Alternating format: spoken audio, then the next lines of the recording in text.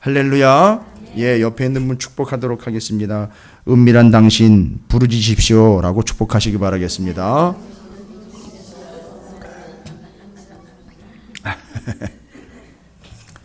여러분, 오늘 다니엘서 3장을 모르드게하고 에스더가 정말 제대로 탐독했다라는 사실 아세요?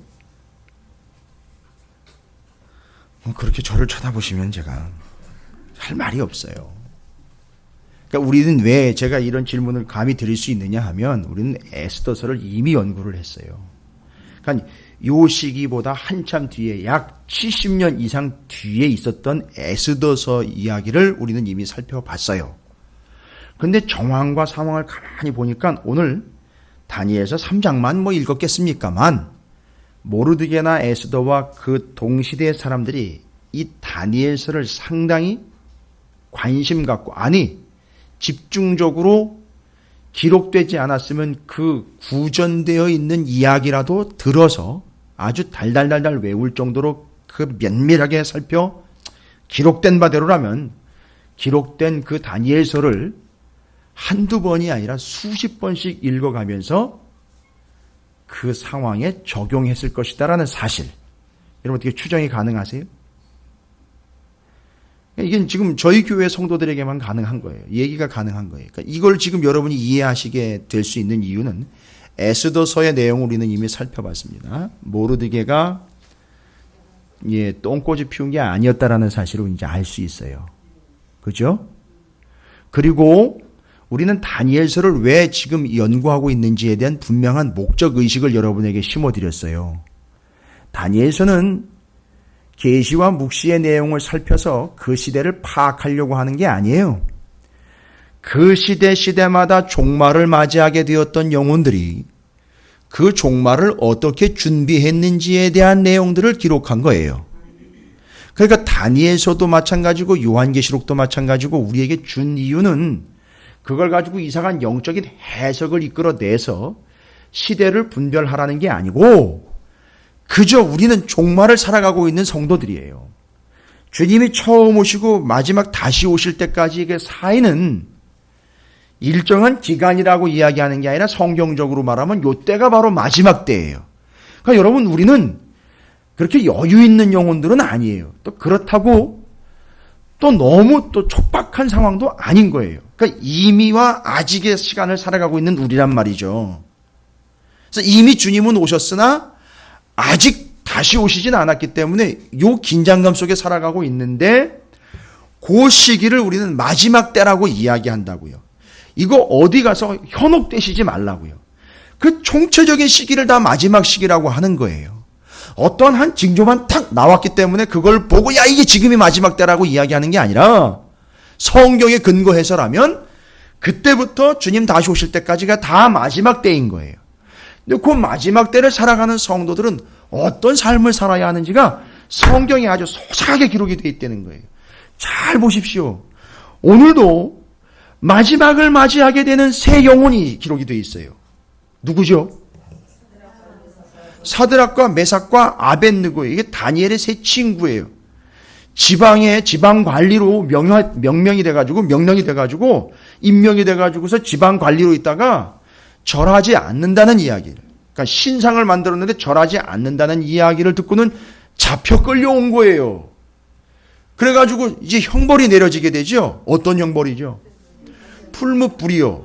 평상시보다 딱 그때 온도계가 있어가지고 평상시 때 1250도였는데 7배 해가지고선 9000몇 도 이렇게 올라간 게 아니고 더 이상 높일 수 없을 정도로 온도를 높였다는 거예요. 싹 태워 죽여버리겠다라는 얘기죠. 아주 갈아 마시겠다는 얘기예요. 이 얘기는. 그러니까 이 세 사람에게는 뭐가 닥친 겁니까? 종말이 닥친 거예요, 여러분. 그런데 요걸 읽은 모르드게나 에스더는요, 그 당시 상황에는요, 역시 맞아요. 그들 이스라엘 백성들이 페르시아의 바사 왕 다스리던 시기에 하만, 아하수에로 왕이 다스리고 있던 그 시대에 이스라엘 백성들을 하만이 전부 전멸시키려고 날짜 뽑아놨었죠. 그러니까 그들에게 뭐가 임한 겁니까? 종말이 임한 거예요. 아예 알고 봤더니만 몰살당하고 종말을 맞이하게 된 영혼들이 어떻게 그 종말의 때를 살아갔는지를 요한계시록은 읽을 수 없잖아요, 모르드게가. 아니, 왜요? 성경 맨 마지막 권에 있는데 왜 못 읽어요? 이러면 또 곤란해지죠. 모르드게는 요한계시록을 읽을 수 없더라. 아시죠? 마태복음도 아직 못 읽었고요. 그렇죠? 우스갯소리입니다. 구약이니까 아직 신약을 읽을 수가 없는 상황이죠. 그러나 구약에 보면 그 종말의 때를 어떻게 살아갔는지를 알 수 있는 성경이 이게 다니엘서가 있더라는 거예요. 그걸 충분히 읽어보니까 종말을 맞이하게 되는 그들이 어떤 삶을 살았는가 보니까 딱 그거예요. 그러니까 에스더서를 보면서 모르드게와 에스더 이야기를 딱 보니까 딱 그거를 카피했다는 거예요. 요즘 이제 아이들 말말 따라 이제 코스프레 해버린 거죠. 완전히 그걸 카피를 떠가지고 본을 완전히 떠버린 거예요. 근데 기가 막힌 거는요. 되더라는 거예요. 그렇게 되더라는 거예요. 여러분, 마지막 때를 살아가고 있는 성도들의 고민이 뭔지 아시죠? 지난 시간에 얘기 드렸잖아요. 다니엘 2장. 정말 고민되잖아요. 답답해 죽겠잖아요. 마지막 때라는 건 알겠는데 답답해 죽겠잖아요. 왜죠? 제가 그래가지고 컵까지 얘기를 해가지고 이게 꽉 닫혀 있으니까 그렇죠. 내 한치 앞이 안 보여요. 예상이 안 된다고요. 왠지 아십니까? 내 시력이 나빠서요. 이걸 누가 지금 쥐고 있기 때문이에요. 하나님이 쥐고 있기 때문에 이걸 열어서 보여주시지 않으면 알 수가 없기 때문에 답답해 죽겠는 거예요. 그러니까 답답하니까 이 사람들이 엉뚱한 생각을 한단 말이에요. 안 믿는 사람들은 더해요. 믿는 사람들도 요즘은요 막 헷갈리는데 정신 못 차려요. 답답한 거예요. 죽겠는 거예요. 어떻게 될지 모르고 앞으로 어떻게 될 것인가 너무너무 궁금한 거예요. 그러니까 예수를 믿으면서도 이미 구원을 얻었다라고 하는 자들이요. 그거는 뭐 구원 못 받은 거죠. 어쨌든지 간에 정황을 보면 점을 보러 다닌다는 거예요. 무당을 불러내는 거예요. 여러분, 재미로라도 그런 짓은 하지 마세요. 그건 뭔 얘기입니까? 난 이렇게 살다 죽겠습니다라는 얘기인 거예요. 나는 궁금해 미쳐 죽겠습니다. 이렇게 그냥 그렇게 살다 가는 거예요, 여러분. 그럼 목사님 어떻게 하라는 겁니까? 나도 내가 어떻게 될지 모르겠고 미치고 환장하고 팔짝팔짝 뛰겠는데요. 맞아요. 하나님은 그렇게 꽉 쥐고 있기 때문에 내가 앞으로 어떻게 될지 내가 뭘 해야 될지 모르겠단 말이죠. 그런데 하나님이요. 다니엘서 2장에 그런 인생을 한마디로 설명했죠. 그것 그렇게 미치고 팔짝 뛸 정도로 궁금해가지고 내다볼 수 없는 그 인생, 그건 내가 뭘 잘못해서가 아니라 하나님이 쥐고 있으니까 이건 어떻게 해야 돼요? 하나님이 보여주시고 알려주시래. 이제 그래서 얘기 드렸잖아요. 예레미야 33장. 너는 내게 부르짖어라. 내게 응답하겠고 크고 은밀한 일을 내게 보여주겠다라고 얘기했단 말이에요. 그러니까요. 은밀한 인생은 알고 봤더니만 뭔가 이렇게 음흉하거나 칙칙한 얘기가 아니에요. 답답해 죽는 거예요. 모른다고요. 못 내다본다고요. 그러니까 그 사람들의 답은 뭐예요? 맞아요. 부르짖는 거예요. 죽어라 매달려 부르짖는 거란 말입니다. 그래야 열려 보여주시는 거고 알려주시는 거예요. 여러분, 이걸 어떻게 알아낸 건지 아세요? 가서 막 부딪혀 봐야지 하는 겁니까? 아니요. 성경에 나와 있더라는 거예요. 성경을 읽다 보니까 너는 내게 부르짖으라. 너 은밀한 인생이야. 이렇게 얘기했잖아요. 이미 2장에서요. 너 은밀한 인생이야. 네가 아무리 발버둥 쳐봐. 네가 네 답을 낼 수 있고 네가 네 길을 열 수 있고 네가 네 앞길을 내다볼 수 있는지 너 한번 생각해봐라. 이렇게 얘기한 거예요. 너는 은밀한 인생이야. 뭔 얘기라고요? 내가 열어서 보여주지 않으면 넌 절대 몰라. 이 인생이란 말이죠. 근데 이걸 터득했어요. 다니엘과 세 친구가요. 정말 모르는 거지 않습니까? 내 꿈이 뭔지, 내가 무슨 꿈 꿨는지, 그리고 그거 해석 알려봐봐. 아니, 뭔 꿈을 꿨는지 어떻게 알아요? 아니, 내 인생도 내가 꾼 꿈도 내가 잘 모르는데, 가끔은. 여러분, 꿈을 꾸고 싶은 대로 꾼다고 생각해 보세요. 와우. 아니, 내가 꿈을 꾸고 싶은 대로 막 꿔요. 잠자는 시간만이라도요. 누가 극장 갑니까? 야, 그거 송중기가 마음에 안 들더라, 야. 내가 원하는 배우로 딱 갇혀가지고, 교체해가지고 그냥 그냥 꺼버리는 거 아닙니까? 그렇게. 그것도 지금 우리는 모른단 말이에요. 내가 꾼 꿈도 내가 모르던데, 남이 꾼 꿈을 어떻게 알아맞히고, 그게 무슨 뜻인지 어떻게 해석을 해줘요. 그러니까 이 네 명이 모여가지고 뭐 했어요? 예, 그 모여가지고 하나님 어떤 하나님이지? 이름 크로스 해가지고 탁 결합했잖아요. 합체했죠? 그래가지고 그 하나님께 뭐 했다는 얘기죠? 예레미야 33장에 나와 있는 말처럼 부르짖었다는 거. 와우, 그런데 부르짖고 나니까 그걸 뭔 꿈이었고 그게 뜻이 뭔지를 알려주셨다는 거예요. 그러니까 바로 다니엘이 그 자리에서 하나님께 감사기도를 드렸다고 얘기 나왔어요. 여러분, 우리는 다 이런 의미에서 은밀한 인생이라고요. 옆에 있는 분을 축복하세요. 당신은 은밀한 인생입니다. 그러니까 답답한 거예요, 여러분. 그러니까 참 힘들어요. 아유, 신앙생활 하는 것도 힘들다고요. 앞을 내다볼 수 없으니까요. 그렇다고 절대 전보러 가지 마세요. 그 은밀한 인생에서 음흉한 인생으로 가는 거예요. 그냥 씨바치는 거예요. 그냥 절대 그러지 마십시오. 큰일 납니다. 그러니까 이제는요, 우리가 어떤 삶을 살아야 되느냐 하면 은밀한 인생이기 때문에 아예 구조를 그렇게 만들어버렸어요. 하나님, 은밀한 것, 쥐고 계시는 하나님이 여실 때까지 우리는 부르짖는 거예요. 그래서 다니엘서 2장에 보면 나중에 그들이 은밀한 것을 그 왕에게도 보여줬고 은밀한 것을 설명해줬고 은밀한 것을 알려준 이유는 하나님이 그 은밀한 내용을 일러주셨기 때문이었다라고 분명히 나와 있어요. 그렇죠? 맞습니다. 그래서 우리는 은밀한 인생이에요. 그런데 마지막 장, 2장의 마지막 부분에 가가지고서 왕이 다니엘을 높였더라라고 이야기해가지고 그 어려운 순간에도 믿음을 변치 않고 붙잡고 있었더니만 하나님이 그를 높여줬더라. 이건 맞는 얘기긴 해요. 그런데 2장을 전체를 잘 파악 못한 내용이잖아요. 알고 봤더니 어떻게 된 거냐면 우리는 은밀한 인생이에요. 그렇죠? 알고 보니까 느부갓네살도 은밀한 인생이에요. 아이, 그렇죠. 다니엘도 은밀한 인생. 세 친구도요. 다 은밀한 인생들이에요. 그렇죠? 한치 앞을 내다보지 못하는 우리가 알 수 없는 인생, 우리가 우리 앞을 내다볼 수 없는 인생, 해석할 수 없는 인생, 이걸 은밀한 거라고 표현한 거예요. 그러니까 여러분 고민되시죠, 요새? 뭘 어떻게 해야 될지. 그죠? 내가 이 상황에서 이걸 어떻게 해야 되는가. 때로는요, 어떤 고민도 생겨요. 내가 이럴 때 어떻게 반응을 해야 되는가. 아니, 뭐 모르는 거 투성이에요. 다 그렇죠? 그렇지 않습니까? 아주 답답해요, 정말로. 어떻게 해야 될지 모르겠어요. 살아가다 보니까 너무 힘들어요. 이유는 우리가 은밀한 인생이기 때문에 그래요. 그러니까 우리는 알 수 없다고요. 그럴 때는 답이 딱 하나예요. 다른 게 없어요. 그냥 부르짖는 거예요.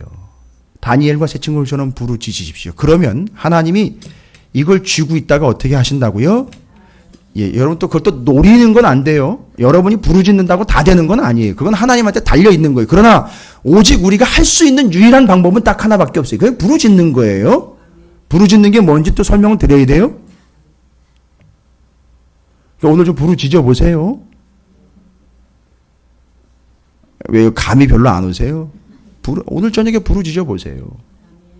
그 여러분에게 하나님은 알려주신단 말이에요. 보여주시고요. 그리고요, 부르짖으면 곧 그들이 알게 되었다라는 게 아니라 하나님이 결론적으로 이들이 위대한 존재가 되게 되었다라는 결론을 지어버렸어요. 2장에서. 다니엘과 그 세 친구가요. 알고 봤더니만 은밀한 것을 알게 되어서 위대한 게 아니라 하나님은 이걸 얘기하려고 하는 거예요. 이 친구들이 왜 위대해졌느냐 하면 느부갓네살이 높여서 위대해진 게 아니라고요. 이 사람들이 위대한 이유는 딱 하나예요. 부르짖었기 때문이라는 겁니다. 여러분, 위대한 교회, 위대한 성도는 다른 성도 없고 다른 교회 없어요.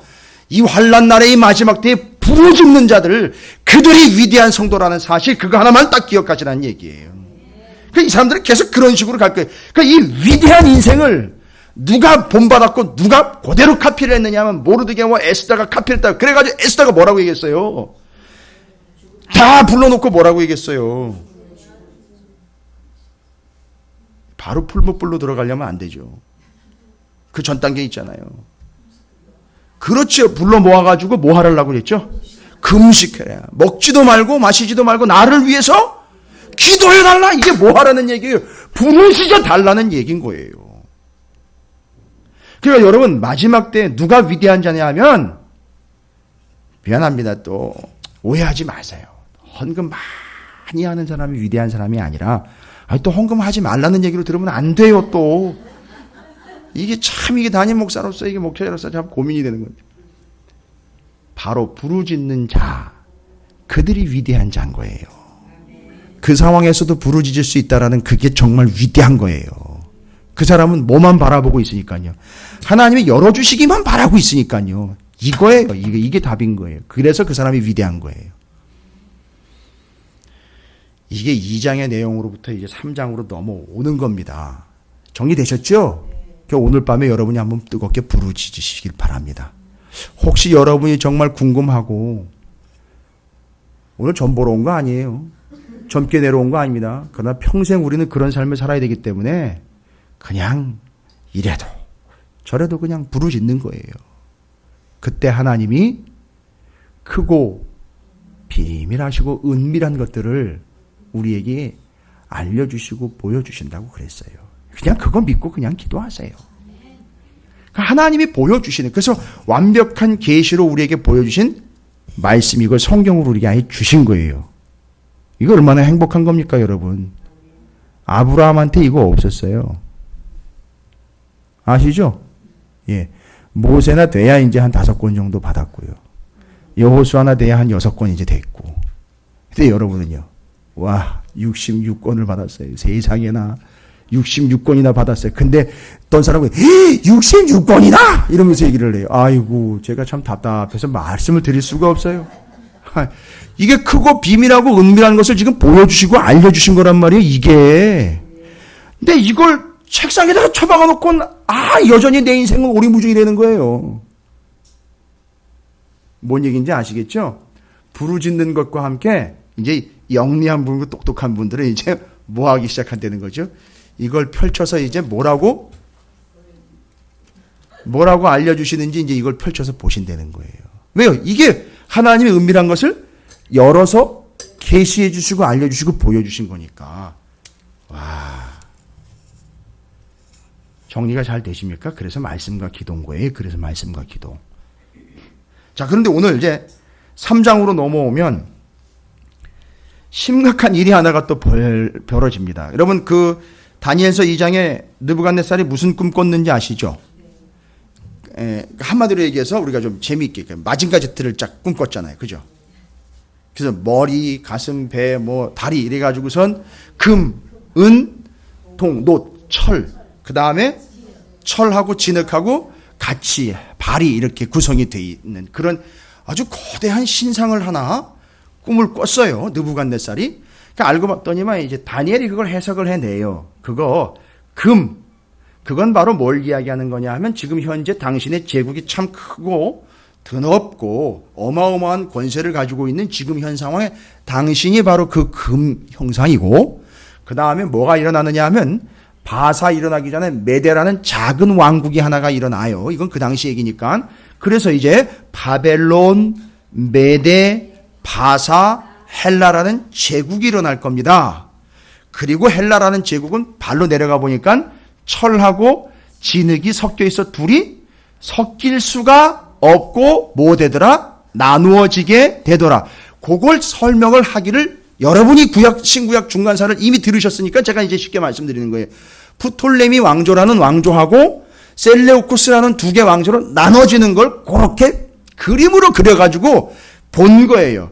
그런데 다니엘과 사드락과 메삭과 아벳느고는 뭐까지 봤느냐 하면 그 큰 신상이 갑자기 뭐가 하나가 톡 떠오르더니만요. 돌멩이가요. 사람이 채석장에서 이렇게 깨가지고 올린 게 아니라 어디서 왔는지 그냥 봤을 때는 이건 하나님 외에는 그 돌을 뜰 사람이 없는 거예요. 그렇죠? 그 떡 뜨인 돌이 어떻게 하는 거죠? 그 신상을 박살을 내고 돌이 온 땅에 편만하더라라고 이야기를 했어요. 아주 쫙 멎어가지고서 가득 찼다라고 했어요. 그 돌이. 그럼 잘 보세요. 아니 이건 개념적으로만 그냥 상식적으로만 해석을 해도 그것이 금, 은, 동, 철 해가지고 흙하고 이게 뭐의 변동이죠?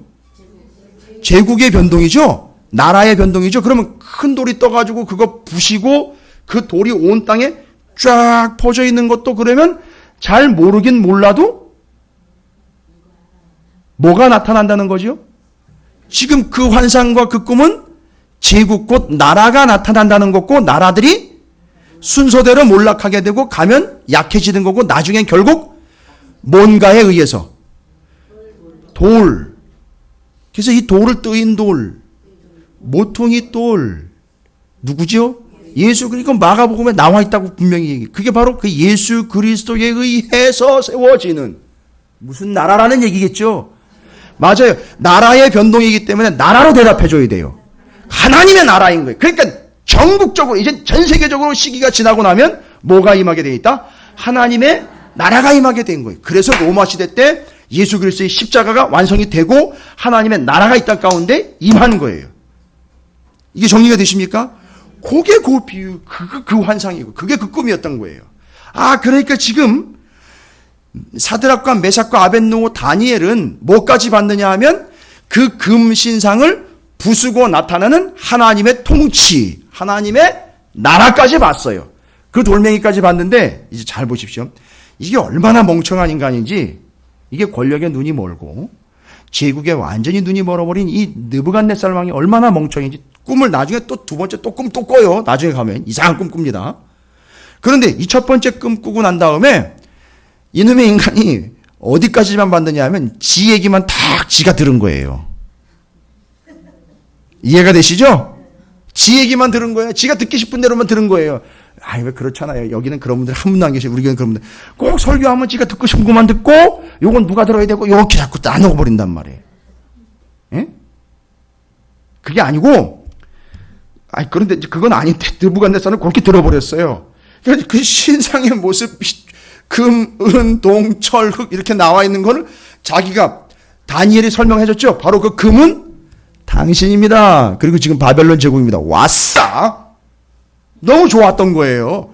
자기가 다스리고 있는 바벨론 제국이 금에다가 비유가 된 거예요. 와우, 어마어마한데 거기다가 뭐까지 돼요? 머리까지 되어 있어요. 으뜸이라는 얘기로 작가가 자기가 아주 듣고 싶은 대로 듣는 거예요. 어쨌든 지가. 그래가지고 무슨 짓을 한 줄 아십니까? 예, 이제 꿈을 실현을 시켜내요. 그래서 그 꿈에서 본 그 신상 중에 자기 왕국의 바벨론 왕국에 해당하는 뭐요? 금. 그것만 딱 떼어가지고서 뭘 만들어 버렸어요?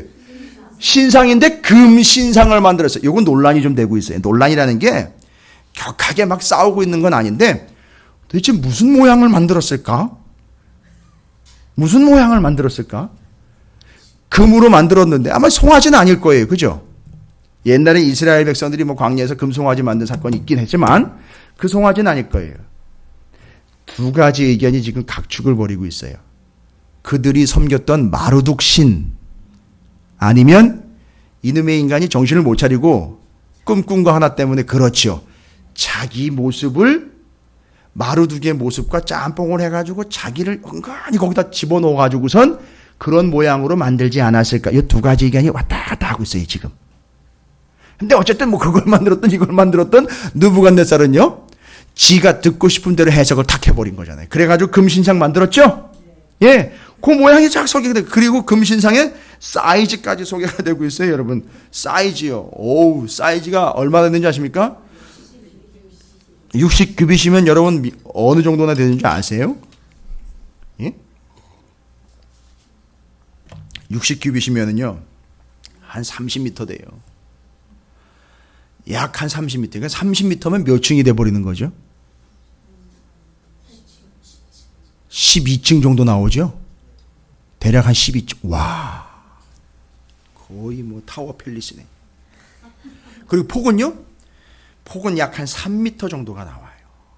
어마어마한 크기죠? 대단한 크기입니다. 그걸 만드는 거예요. 그 꿈 꾼 거를 갖다가 적용을 잘했어요, 아주. 그래가지고 고신상 30m, 폭 3m짜리 신상을, 이걸 여러분 금으로 다, 이게 통으로 금으로 하면은요, 이건 만들 수가 없고 만들고 난 다음에 싹 금으로 싹 입혀버렸어요. 이게 이제 어디 가면 이런 걸 볼 수 있느냐 하면 저쪽에 미얀마 같은 데 가면. 거기가 어디죠? 미얀마에 거기 사원 이름을 제가 까먹었어. 예. 죄송합니다. 미얀마 선교사님한테 다시 물어봐야 되겠네요. 갔다 온 지가 하도 돼가지고. 거기 가보면 그 금을 싹 다 입혀버렸어요. 건물에다가. 그거 다 베끼면 전 국민이 배불리 먹고도 남는다 그러더라고요. 근데 그걸 거기다 갖다 발라놓은 거예요. 왜요? 언젠가는 너희도 이 금의 영향을 받고 살 수 있으니까 여기 갖다 다 바쳐라. 이렇게 만들어 놓은 거예요. 그게 그 사원이 가지고 있는 의미가 그거예요. 그러니까 여기다 갖다가 너가 금을 발라놓으면 다음 세계에서는 너가 금을 바른 놈으로 태어날 거다. 그러니까 지금 고달퍼도 여기다 갖다 바쳐라 이런 얘기인 거예요. 절대 교회에서는 그렇게 얘기 안 하는 거 아시죠? 꼭 구분하셔야 돼요. 그런데 바로 그 금신상을 자기를 형상화시키고 자기가 믿는 신을 형상화시켜가지고 만들어서 세워서 중요한 건 뭐지요? 명령이 떨어졌어요. 이제 어떻게 하라는 거죠? 사인이 나거든. 사이렌이 울리거든. 뭐 하라는 거죠? 절하라는 거죠. 거기다 대고 절하라는 거예요. 그게 그 내용이고 지금 어려운 내용 아니잖아요. 지금 복잡한 내용 아닙니다. 거기다가 절하라는 거죠. 이제 내가 이런 존재다라는 걸 이야기하고 있는 거고 너희 모든 백성들은 다 여기다가 절해라 라는 거예요. 그런데 문제가 생겼어요. 이게 법으로 통과가 돼버렸거든요. 그런데 그걸 눈여겨보고 있다가 눈에 가시인 것처럼 여겨졌던 다니엘의 세 친구가 걸려들었어요. 다니엘의 세 친구가 어떻게 했다랬죠? 절하지 않은 걸 보고 다니엘의 세 친구를 고발을 합니다. 다니엘 세 친구를 아주 씹어먹을 요양으로 그들을 고소를 해버립니다. 절하지 아니했다 라고 보고가 들어가죠. 8절부터 12절까지 그 보고가 들어갑니다. 누구든지 11절에 엎드려 절하지 아니하는 자는 맹렬히 타는 풀무불 가운데 던져놓음을 당하리라 하지 아니하셨나이까. 아주 은근슬쩍 이렇게 이제 왕한테 딱 떠가지고 이제 몇 사람 유다 사람 사드락과 메삭과 아벳느고는 왕이 세워 바벨론 지방을 다스리게 하신 자이거늘 왕이여 이 사람들이 왕을 높이지 아니하며 왕의 신들을 섬기지 아니하며 왕이 세우신 금신상에게 절하지 아니했습니다라고 탁 이제 문제가 발생이 된 거예요. 이제 고발이 들어갔습니다. 느부갓네살 왕이 그 얘기를 듣자마자 노하고 분하여 이제 여기서 조금 이제 추정이 가능한 게 그 신상이 그냥 신을 이야기한 게 아니라 바로 자기를 형상화했기 때문에 자기한테 절하지 않은 걸로 그렇게 분을 삭히지 못해가지고 이제 난리가 났다라고 취급을 하고 그래서 그 사드락과 메삭과 아벳느고를 끌어오라고 말하며 드디어 그 사람들을 왕의 앞으로 끌어온지라. 지금부터 보십시오. 지금부터 마지막 때를 살아가는 사람들의 중요한 삶의 자세가 이제 보이기 시작을 합니다. 보시면 나와 있어요. 느부갓네살이 그들에게 물어 이르되 사드락 메삭 아벳느고에 너희가 내 신을 섬기지 아니하며 내가 세운 금신상에 절하지 아니한다니 이게 사실이냐? 라고 물어봅니다. 그런데 15절에는요. 이 세 명의 영혼이 너무너무 아깝고 소중한지라. 왜요? 다니엘과 세 친구의 이 명성이 이미 있었고 그 이전에 그 꿈을 해석해낸 사람들이기 때문에 거기에 대한 신뢰가 있어서 지방에다가 관리로 임명을 했단 말이에요. 근데 지금 다니엘은 또 빠져 있어요. 모르겠어요. 어디 출장 가 있는지 모르겠는데 중앙의 관리였기 때문에 다니엘은 여기서 아마 예외가 됐던 것 같아요. 그리고 지금 제일 먼저 지방에서부터 이렇게 이런 소식들이 들어오면서 이게 고소 고발이 접수가 되면서 아마 차근히 가려고 했던 거죠. 그래서 다니엘이 왜 세 번 절하는 거 가지고서 나중에 또 공격하잖아요. 바로 이제 서서히 공격이 들어가는 거예요. 마지막 때에 예수를 믿는 자들이 당할 수 있는 공격들, 고난들이 이렇게 다 기록이 되어 있어요. 그런데 왕이 회유를 합니다. 처음부터 죽여버리겠다 이렇게 된 게 아니라 이제라도 너희가 15절이죠. 준비하였다가 언제죠? 이제 또 나팔 불면은 이제 절하게 될 타이밍이 올 때 내가 기회를 줄 테니까 준비하고 있다가 어떻게 해요? 나팔과 피리와 수금과 사명과 양금과 생황과 및 모든 악기 소리를 들을 때에 뭐래요? 내가 만든 신상 앞에 엎드려 절하면 좋거니와 너희가 만일 절하지 아니하면 즉시 너희를 맹렬히 타는 풀무불 가운데 던져 넣을 것이 능히 너희를 내 손에서 건져낼 신이 누구이겠느냐 하니 이건 신도 못한다는 거죠. 그러니까 내가 뭐라는 거예요? 내가 신이라는 거예요. 이 양반이 갈 때까지 간 거예요, 지금. 완전히 그냥 나사가 풀려버린 거예요. 이게 제정신이 아닌 거죠. 지금 자기가 상당히 그 꿈 때문에 엄청 고무가 되어 있는 상태예요. 아, 우리 왕국, 그래서 영원하길 바라기를 원하는 마음으로 그렇게 신상을 만드는 거예요. 황금의 제국으로 영원하길 원했던 마음으로 만들어냈던 거예요. 기분은 좋았는데 그 뒤를 못 본 거지요. 뜨인 돌이 다 부서뜨리고 그 돌이 편만하여 하나님의 나라가 세워지게 된다는 것은 해석을 못 해낸 거예요. 그건 받아들이고 싶지 않은 거예요. 그런데 중요한 건 뭐예요? 느부갓네살은 그 금만 보고 자기 이야기만 딱 땄는데 요 세 친구는요, 다니엘과 세 친구는요, 어디까지 봤다는 거죠? 그 하나님 나라까지 본 거예요. 그 뜬 돌까지 다 해석을 해버린 거예요. 그러니까 이 사람들한테는 무슨 소리를 해도 먹히지 않는 거예요. 왜요? 그 꿈은 하나님이 풀어주신 건데, 열어주신 건데 부르짖어서 받은 거예요. 그런데 그게 바벨론, 메데, 바사, 헬라, 그 뒤로 하나님의 나라, 여기까지 가야 된다는 거거든요. 그러니까 이 금으로 아무리 칠해놓고 금으로 아무리 강력하게 세워놔도 분명히 이 나라는 어떻게 되기 때문인 거죠? 망하게 돼 있다는 거예요. 여러분, 이건 저주가 아니에요. 그런데 요게 딱 맞아 떨어진 게 뭐냐 하면, 잘 보세요. 예레미야가 분명히 예언했어요. 가라. 거기 가서 잠깐 동안 하나님의 훈련 받고 와라. 그리고 몇 년 얘기했다고요? 70년. 이 사람들이 딱 정리가 됐겠죠? 그 금덩어리로, 금으로 칠해진 그 제국은 길어야 70년. 여러분, 이게 다 아귀가 맞춰지는 거예요, 지금. 전문용어로 왁구가 맞춰지는 거예요. 틀이 맞춰지는 거라고요. 지금 예레미야가 이야기한 70년, 느부갓네살이 그 꾼 꿈, 이게 다 맞춰져 가는 거예요. 그러니까 이 사람들은 흔들릴 리가 없어요. 그러니까 느부갓네살이 저렇게 입에 거품을 물고 난리를 피우고 뭐 풀무불에다가 던져놓고 막 이런다고 하는데, 지금 당장은 풀무불이 뜨거울 수 있겠지만 저렇게 난리를 쳐도 저게 지우선까지 합쳐가지고 몇 년 못 간다는 거죠. 70년밖에 못 간다는 거예요. 여러분, 이거 지금 볼 수 있냐는 얘기예요. 지금 당장 풀무불 앞에 딱 세워지면요, 우린 완전히 마비가 돼버려요. 알겠습니다. 제가 신상에 절하지요. 뭐, 까짓거. 절하면 되지요. 뭐, 까짓거. 뭐. 그렇게 세워주시는 감사한 마음으로 하겠습니다. 뭐, 이래가지고 덜덜 떨면서 뭐 금방 넘어갈 수도 있겠죠. 그러나 이 사람들은요, 그 너머를 다 본 거예요. 잘 보시면 바벨론, 메데, 바사, 헬라까지 봐야 돼요. 그럼 어마어마한 시간을 내다봐야 된다는 거거든요. 이건 믿음이 없이는 못 보는 거고, 그걸 믿지 않으면 그렇게 할 수 없는 내용인데, 지금 절하지 않겠다는 거예요. 우상한테 절해라 그랬는데 절하지 않게. 바로 요 장면이에요. 바로 요 장면을 모르드게가 바로 적용을 했던 거예요.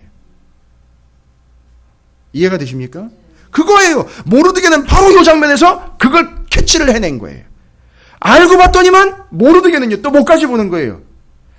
바벨론, 메데, 자기가 지금 어디에 와 있어요? 바사 왕국에, 말 그대로 다니엘이요, 해석해낸 그 느부갓네살이 꾼 꿈처럼 바벨론 완전히 날라갔고, 그렇죠? 메데도 날라갔고, 지금 바사 왕국에 와 있는데, 이거 보고 지금 이 다음 왕국이 또 기다리고 있다는 얘기죠? 그러니까 알고 보니까 이 페르시아도 망한다는 거예요. 그리고 결국은 하나님 나라 세워진다는 거예요. 그리고 자기들은 제사장 나라의 백성이 지금 되어서 여기 와 있다는 거. 이게 정리가 다 돼버리는 거예요, 이 사람들이. 그러니까 세 친구는 정확하게 얘기를 합니다.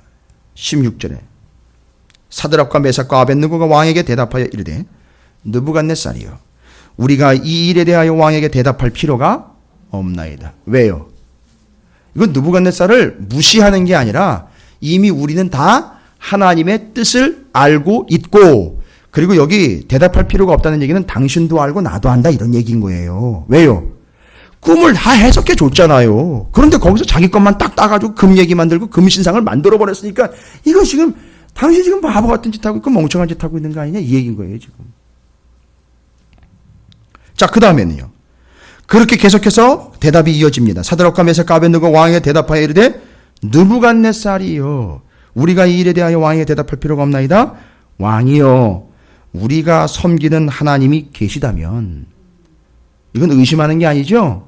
하나님이 계시는 걸 전제로 하면 우리를 맹렬히 타는 풀무불 가운데에서 능히 건져내시겠고, 왕의 손에서도 건져내시리이다. 근데 중요한 고백은 이게 아니라 뭡니까? 18절이에요. 그렇게 하지 아니하실지라도 왕이여 우리가 왕의 신들을 섬기지도 아니하고 왕이 세우신 금신상에게 절하지도 아니할 줄을 아옵소서. 이건 여러분 선포하는 거예요. 당당하게 선포하는데 좀 알고 계셔야 될 것 같습니다. 우리는 왕이 만든 신상에 절하지도 않을 것이고 혹시라도 하나님이 우리를 건져내시겠다라고 믿고 있지만 그렇게 하지 아니하실지라도 우리는 절대 왕이 만든 신에게는 절하지 않을 겁니다. 여기까지 캐치를 한 거죠. 누가요? 모르드게가요. 정확하게 캐치를 해가지고 정확하게 적용을 한 거예요. 바사왕국 시대 때 아하수에로 왕 때 정확하게 적용을 한 거예요. 이게 도대체 뭔 깡입니까? 뭔 똥꼬집이에요? 아니요. 그렇게 보시면 안 되는 거예요. 그건 정말 어처구니 없는 대국어, 그건 어처구니 없는 해석이에요. 이 사람들이 고백한 걸 보세요. 뭐라고 고백하고 있느냐면 이제 이들의 고백을 좀 보셔야 돼요. 얼마나 트레이닝이 잘 됐는지. 이 사람들이 하는 고백이 뭐냐면 그렇게 하시지 않으실지라도 뭔 얘기입니까? 자, 그렇게 하셔도 감사한 거죠. 그러나 그렇게 하시지 않더라도 조건 다는 게 아니죠. 그렇게 하시는 것도 하나님이시고 그렇게 안 하시는 것도 하나님의 뜻이라는 거예요. 여러분 이걸 바라야 되는 거예요. 우리는 뭐만 자꾸 보느냐 하면 왜 자꾸 내가 원하는 대로 내가 바라는 대로 왜 하나님 안 해주십니까? 라를 얘기해요. 그게 아니라 그렇게 되는 것도 하나님 뜻이고요. 우리가 생각한 것처럼 안 되는 것도 하나님 뜻이란 말이에요. 이걸 여기까지 안 간단 말이에요. 우리는. 그래서 내 마음고 내 뜻대로 되지 않으면 다 잘못된 거라고 얘기를 한단 말이에요. 그러니까 이 사람들 믿음이 여기까지 온 거예요. 그러니까 풀무불에 집어넣는 게 네가 아니라 하나님이라는 거예요. 아니 그런 미친 하나님이 어디 있습니까? 사랑하는 백성들 어디 붓속에다가 불구덩이나 쳐졌으니 그런 하나님이 어디 있습니까? 그런데 그게 하나님 뜻이라는 거예요. 우리는 결론을 알고 있으니까. 보세요. 이제 이 사람들의 고백이 뭐냐면 내가 원하는 대로 하나님이 해주시는 것이 하나님 뜻이 아니라 내가 원하는 바가 아닌 그냥 하나님이 하시려고 하는 것 그렇게 되어도 하나님 뜻 그렇게 안 되어도 하나님 뜻과 의지 이거예요. 그리고 여기서 고백하는 건 뭡니까? 나는 절대 왕의 신에게 절하지 않겠습니다라는 이야기를 자꾸 왕에게 대드는 쪽으로 자꾸 이야기를 하고 의미를 자꾸 이해하니까 이게 대립되는 상황이니까. 근데 잘 보세요. 제가 이 본문을 몇 수십 번을 읽었어요. 근데 정말 수십 번 읽으면서 거기서 깊은 의미가 나와 있는 게 요 세 친구가 다니엘의 세 친구가 난 절대 이것 안 할게요가 아니라 잘 보세요. 난 절대 이거 안 해요. 난 이거 싫어요가 아니란 말이에요. 잘 들어보세요. 나는 저게 싫어요가 아니라 나는 하나님만 섬길 거예요. 이 얘기인 거예요. 뭔 얘기인지 아시겠어요? 그러니까 나는 하나님만 섬길 거예요. 그런데 그 하나님은 하나님 마음대로 그렇게 하실 수도 있고 하나님 마음대로 안 하실 수도 있어요. 그러나 나는 그 하나님을 계속 섬길 거예요. 나는 끝까지 절 안 하겠다는 얘기는 당신한테 끝까지 대들겠다가 아니라 나는 끝까지 죽을 때까지 하나님만 섬기겠습니다. 라고 이야기하는 거예요. 여러분 이게 다윗이에요. 여러분 요게 다윗이 했던 거라고요. 광야에서 도망 다니면서 다윗이 요구한 거예요. 이해가 되십니까? 그러니까 이번 주일에 이제 우리가 나눌 사무엘상 20장, 21장, 10편, 34편, 그 다음에 마태복음 12장 1절부터 8절까지. 와우, 되게 많네요. 그 왜 제가 얘기 드리는지 아시죠? 사무엘상 20장, 21장, 그 다음에 시편 34편, 그 다음에 마태복음 12장 1절부터 8절까지 눈치 있는 분들은 적어 놓으실 거예요. 목사님이 이렇게 하라고 적어 놓으셨다. 이렇게 읽어와 보세요. 근데 꼭 읽어와 보세요. 아니, 기가 막힌 내용이 거기 담겨 있어요. 다윗이 진설병 얻어먹은 사건을 예수님이 나중에 해석을 해놓으셨단 말이에요. 도망다니면서 진설병 얻어먹은 거를 마태복음 12장에서 해석해놨다고요. 근데 어영부영 해석하고 넘어가 버리는 바람에 진뜻을 몰랐어요. 이번 주일날 오시면 여러분 아실 수 있어요. 그래서 꼭 읽어오시기 바랍니다. 자, 그 얘기인 거예요. 나는 그게 싫어요가 아니라, 나는 그거 안 할 거요가 아니라, 나는 하나님만 섬길 거예요 라는 고백이었단 말이에요. 여러분, 이거는 그냥 말장난이나 어감의 차이가 아니라 이건 본질적인 차이인 거예요. 그냥 느부갓네살에게 정중하게 이야기하는 거예요. 지금 이 상황은요, 당신도 알다시피 당신은 나에게 왕은 맞습니다. 그러나 내가 당신을 무시하는 게 아니라 나는 무슨 일이 있어도 나는 하나님만 섬길 겁니다 라는 걸 정확하게 이야기한 거예요. 그리고 느부갓네살의 눈치를 채요. 왜냐하면 그 꿈이 그냥 꿈이 아니었기 때문에 이놈들이 그 꿈을 알고 있잖아요. 그러니까 약점이 있어요. 이 친구들이 그 꿈을 알고, 자기가 꾼 꿈에 대한 그 자세한 내용들을 알고 있기 때문에 자기는 더 이상 여기서 말을 자꾸 이어가면 자기가 초라해져요. 그러니까 빨리 처결하는 거예요. 바로 그냥 처치하는 거죠. 어떻게 하죠? 풀무불에다 그냥 던져버립니다. 그러나 우리가 그냥 빨리 글로 안 되고, 풀무불로 바로 들어가 버리면 안 되고, 이들이 고백했던 것 바로 그렇게 하시든 그렇게 하시지 아니하실지라도 우리는 하나님만을 섬길 것입니다. 그래서 그렇게 하시는 것도 하나님의 의지고 그렇게 안 하시는 것도 하나님의 전적인 주권입니다. 여러분, 요거 신약에 사도 바울이 이걸 인용한 거 아세요? 바로 요 고백을요, 자기 상황에 맞게끔 정말 충분히 녹여가지고선 자기가 성경에다가 기록해 놓은 구절이 있어요. 상당히 은혜스러운 구절인데 여러분이 기억하고 계시는지 모르겠습니다. 성경의 빌립보서 4장 13절 한번 보십시오. 요걸 읽으시고 다시 이 세 친구의 고백을 다시 한번 보시면 더 쉽게 이해가 되셔요. 그래서 제가 여기서 지금 정확하게 바울 사도가 다니엘서 이 부분을 정확하게 그렇게 읽었다라고는 이야기하기 쉽진 않겠지만, 그러나 추적은 가능해요.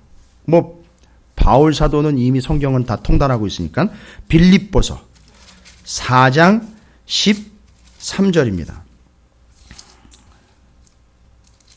자, 다 찾으셨나요? 빌립보서 4장 13절, 신약성경 323쪽인데, 자, 그럼 함께 읽어보도록 하겠습니다. 시작. 내게 능력 주시는 자 안에서 내가 모든 것을 할 수 있느니라. 그런데 잘 보세요. 그 앞에 무슨 얘기가 기록되어 있느냐면 10절에부터 보면 내가 주 안에서 크게 기뻐하면 너희가 나를 생각하던 것이 이제 다시 싹이 나미니 너희가 또한 이를 위하여 생각은 하였으나 기회가 없었느냐. 지금 빌립보 성도들이 빌립보 교회에서 바울의 감옥에 갇혀있는 바울에게 선교비와 함께 지원을 해준 걸 얘기하고 사람을 직접 보내가지고 바울을 위로하고 있는 장면에서 그 교회에게 답으로 서신을 보낸 게 빌립보서예요. 그러니까 지금 바울은 어디에 갇혀있는 거죠?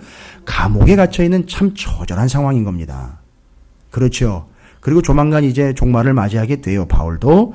그런데 바로 보세요. 내가 궁핍함으로 말하는 것이 아니니라. 어떠한 형편이든지 나는 자족하기를 배웠노니 나는 비천에 처할 줄도 알고 풍부에 처할 줄도 알아. 모든 일 곧 배부름과 배고픔과 풍부와 궁핍에도 처할 줄 아는 일체의 비결을 배웠노라. 이게 뭔 얘기예요?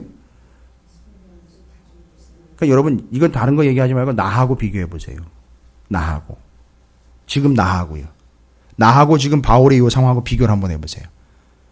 바울은 그랬대요. 11절부터 12절까지. 그런데 여러분은요? 우리는요? 나는요? 배고프면 뭐라 그래요? 배고파 죽겠다 그러고요. 배부르면은요? 배불러 죽겠다 그러고. 그죠? 조그마한 변화에도, 조그마한 불편에도, 조그마한 아픔에도, 그런 생활의 불편함에도 우리는 뭐 하고 있다? 바로 그거에 대한 원망과 불평과 고통을 호소하면서 하나님에게 왜 이런 식으로 대해 주시냐고 대들기가 일수인 거예요. 그렇죠? 우리는 그걸 부르짖는 거라고 이야기하지 않습니다. 그건 악을 쓰는 거지. 그런데 바울은 그 배고픔이나 배부름이나 그 다음에는요, 풍부함이나 비천함이나 높음이나 낮음이나 이 모든 것들을 다 어떻게 해요? 거기 다 맞춰 처할 수 있는 일체의 비결을 자기가 배웠대요. 그러니까 지금 이게 뭔 얘기냐 하면 다니엘서의 바로 그 내용처럼 하나님이 나를 어디에도 비천함에도 때로는 높임에도 때로는 가난함에도 때로는 풍부함에도 때로는 배고픔에도 때로는 배불름에도 다 누가 그렇게 처하게 했다는 거죠? 하나님이 그렇게 했다는 거예요. 그러니까 나는 이제 앞으로 그런 상황이 오면 어떻게 한다는 거죠? 그거 배고픈 것도 하나님의 뜻, 배부른 것도 하나님의 뜻이니 잘 보세요. 그 다음에 13절이 해석이 돼야 돼요. 내게 능력 주시는 자 안에서 내가 모든 것을 할 수 있는 일이라는 건 내가 다 감당할 수 있다. 내가 능력과 다 이루어낼 수 있다. 이 얘기가 아니라 이렇게 해석해야 돼요. 잘 들어보세요. 정말 은혜로운 해석이 조한 폴락이라는 사람이 이 구절을 기가 막히게 해석해서 제가 이거는 여기다 아예 적어놓고 모든 세계의 성도들에게 이걸 얘기를 해요. 누구든지요. 아직 바다 건너가서 얘기는 안 했지만 국내에 만나는 사람들한테는 이게 기회될 때마다 얘기하는 거예요. 뭐라고 해석을 하냐면 내 안에 계시는 주님의 능력으로 나는 이제 무슨 일이든지 겪을 준비가 되어 있습니다라는 얘기예요. 그러니까 이 해석이요. 이 고백이 누구의 고백이었냐면 다니엘 그 세 친구들의 고백이었던 거예요. 바로 그렇게 하지 아니하실지라는 거 뭐예요? 그렇게 하시든 그렇게 하시지 아니하든 우리는 이제 어떤 상황이든 그것을 감당해낼 준비가 되어 있습니다라고 고백한 거예요. 이게 다니엘서에 남아있는 그 세 친구의 고백인 겁니다, 여러분. 정리되셨습니까? 이게 이렇게 깊은 고백인 거예요. 그냥 똥꼬집을 피우면서 하나님 앞에 그냥 믿음 있는 척 드러내면 하나님이 알아서 해주시겠지. 이런 객기를 부리는 내용이 아닙니다, 여러분. 아주 깊은 고백과 함께 정말로 단련된 그들의 입에서 나온 진정한 고백과 그들의 신앙의 현주소예요. 다시 한번요. 그래서 이제는 그렇게 하시든 그렇게 안 하시든 그건 하나님의 뜻이고 그렇게 되든 이렇게 되지 않든 어쨌든 우리는 그 내 안에 계신 하나님의 능력으로 무슨 일이든지 나는 감당할 준비가 되어 있습니다. 라는 거예요. 와, 이 어마어마한 고백입니다. 이런 고백을 함부로 할 수 있는 사람은 별로 없어요. 대단한 고백입니다. 그래서 지금 잘 보시면 보세요. 이 고백을 하나님이 들으셨고요. 그 다음에는요. 나는 신상에게 절하지 않는다가 아니라 반대로 자꾸 생각을 해요. 신상에게 절하지 않는다라고 고집 피우는 게 아니라 나는 하나님만을 섬깁니다 라고 고백이 끝난 거예요. 이걸 하나님이 받으셨다고요. 어떻게 그걸 증거를 합니까? 하나님이 받으셨어요. 하나님이 용납하셨습니다. 맞아, 그게 내 뜻이야 하면서 풀무불로 들어갔는데 보시면은요. 그냥 하나도 안 탄 것만 자꾸 얘기를 하지 마시고요. 풀무불 안에 3명 들어갔는데 4명이 보이더라는 거예요. 근데 하나는 신들의 아들을 갖더라는 거예요. 하나님인 거예요. 그 고백을 듣고 받으신 하나님이 그 풀무불 속으로 같이 들어간 거예요. 할렐루야.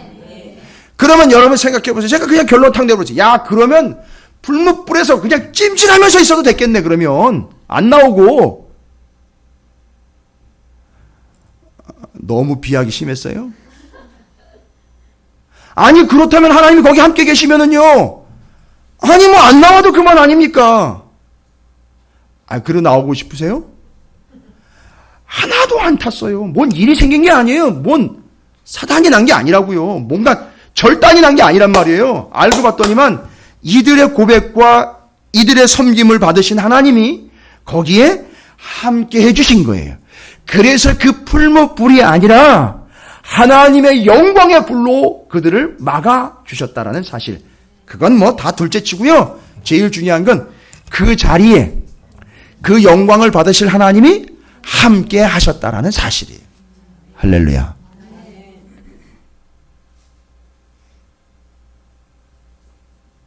여러분 이걸 고스란히 오늘 좀 적용하시기 바랍니다. 그 고백도 여러분의 고백이 되시길 바랍니다. 아주 정확하게 이 세 친구가요. 얼마나 신앙적으로 완벽하게 훈련을 받았는지 흔들리지 않는 자들이 되어버렸습니다. 그리고 느부갓네살이 자, 보십시오. 이 세 친구를 높였다 그랬습니다. 잘 보세요. 그런데 요거는 여러분 조금 좀 설명이 필요해요. 이거는 성경을 보고 정치를 보고 사회를 볼 수 있는 이들에게 도움을 받아야 돼요. 타이틀은 왕이 세 친구를 높였다 그랬는데 정확하게 이야기하면 세 친구를 먼저 높인 게 아니에요. 누구를 먼저 높였는지 여러분 보세요. 순서를. 하나님을 높인 거예요. 잘 보세요. 사람 셋을 먼저 높여버리면은요. 생각해 보세요. 잘 보세요. 느부갓네살이 와우, 야, 이 대단한 놈들이네. 야, 이 엄청난 놈들이다. 이렇게 해서 셋을 높여버리면은요. 어떤 일이 발생이 될까요? 예? 잠깐만 비유를 들자면 사울은 천천히요. 다윗은 만만히. 요 구조가 그대로 적용된다니까요. 잘못하면은요. 그러니까 뭔 얘기인 거예요? 느부갓네살이 요 세 명을 사람으로서 이 사람들을 먼저 높여버리면 그리고 끝내버리면 어떤 일이 발생되느냐 하면 왕권에 위험이 와요. 흔들린다고요. 사람들이 누구를 더 신뢰하기 시작하게 되느냐 하면 세 친구를 신뢰하게 된단 말입니다. 이건 왕권에 상당한 치명타예요. 왜냐하면 자기가 틀렸다라는 거거든요. 아니, 죄인들을 집어쳐 넣었는데 죄인들이 살아난 거예요. 그럼 저놈 죄인이 아니고 저걸 죽이려고 했던 왕은 꼴이 뭐가 되는 거냐? 이렇게 돼버리는 거거든요. 그러니까 이 세 사람을 무조건 높이면 안 되는 거예요. 아니, 정치학적으로 말씀을 드리는 거예요. 지금 행정학적으로요.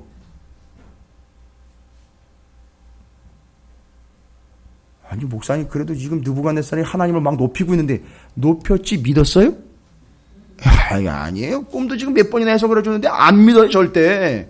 안 믿었다고요. 이 인간은 정치적으로 이걸 이용을 하고 있어요.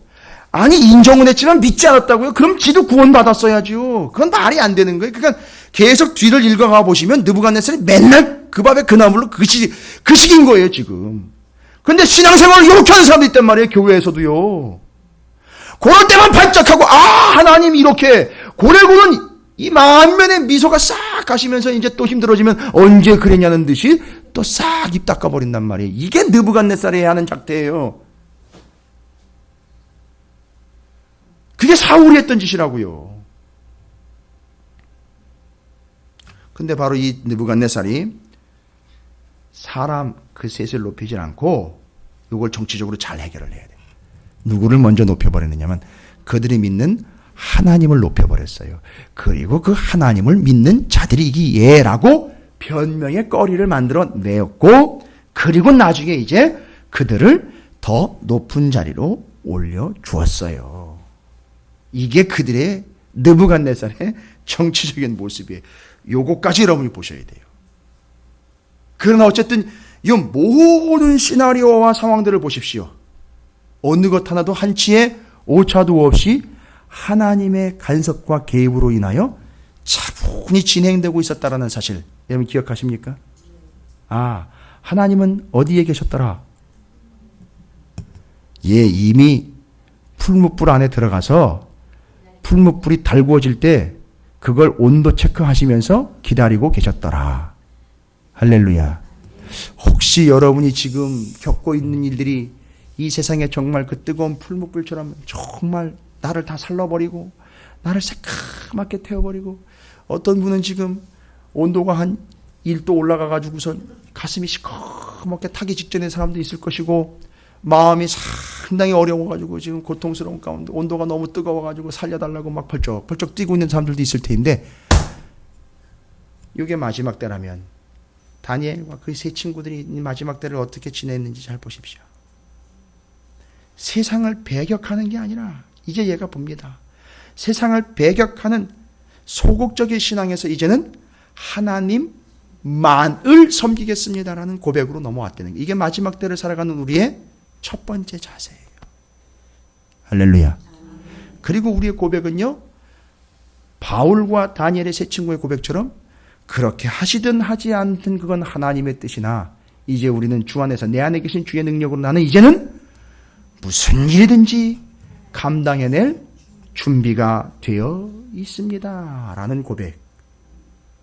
그리고 하나님이 그 풀무불의 현장에 함께 계신다는 사실을 여러분이 믿으시고 믿으세요. 그리고 주님과 함께 하시기를 축복합니다.